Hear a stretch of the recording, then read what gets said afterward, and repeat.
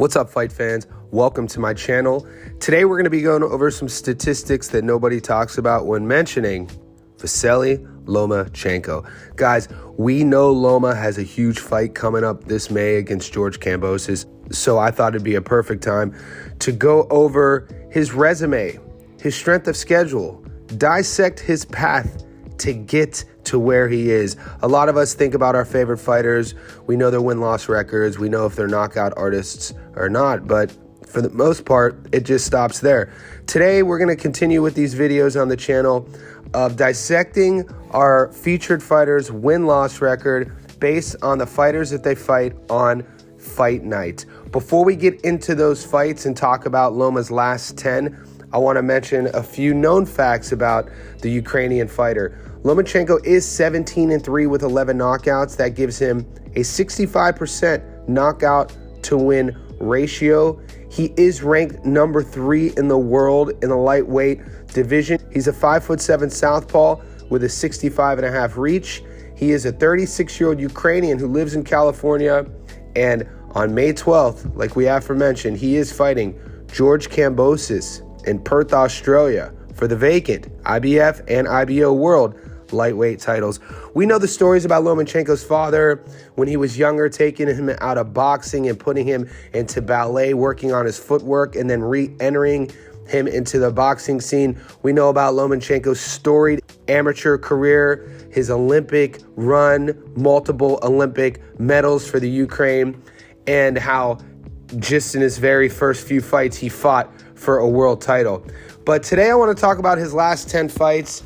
Boxing's literally a sport of what have you done for me lately? So what we're going to do is go all the way back to the Guillermo Rigondeaux fight 10 fights ago, and we're going to finish with the Devin Haney fight. And what we're going to do is add up his opponent's win-loss record on the night that they fought Loma. For instance, when Vasyl fought Jermaine Ortiz, Jermaine was 16-0. After that fight, Jermaine was 16-1. So what we're going to do to tally up our numbers, we take the 16-0 record because Ortiz, like I said, was undefeated on fight night. So if we go all the way back 10 fights ago, he fought Guillermo Rigondeaux, who was 17-0, knockout in the 6th. Linares, 44-3, knockout in the 10th. Pedraza, 25-1, UD12. Crolla, 34-6, knockout 4. Campbell, 20-2, UD12. Lopez, 15-0, lost to unanimous.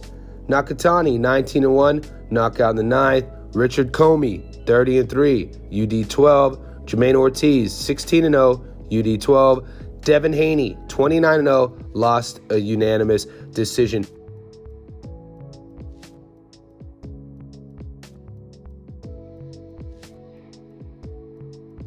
Guys, let's add all of those numbers up, and the tally we get is 249 wins with only 16 losses for his opponents on fight night, which gives Lomachenko a very impressive 94% win-loss ratio. Basically, at this stage of the game and all of Loma's career coming out of the Olympics, it seems his whole pro career, he has been faced with the stiffest competition, and he's done really well for himself. His last 10, he's gone 8-2. He's fought 4 undefeated fighters. He's beat 2 of them, and out of his 8 wins, he has 4 finishes.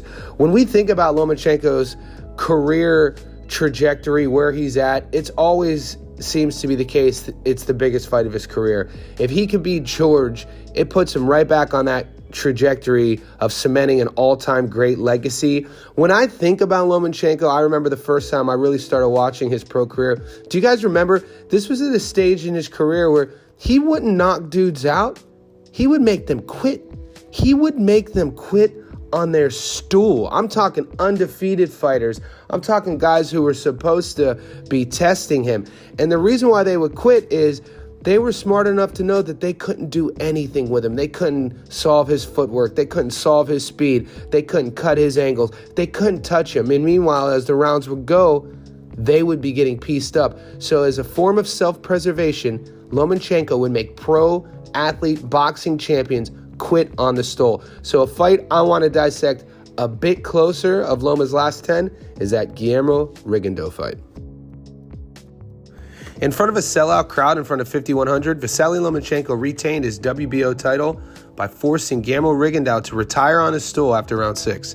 Rigondeaux stated that he had broken the top of his left hand in round 2, which was the reason he did not come out for round 7. After a good first round in which Rigondeaux landed a few shots, he stopped punching from that point on.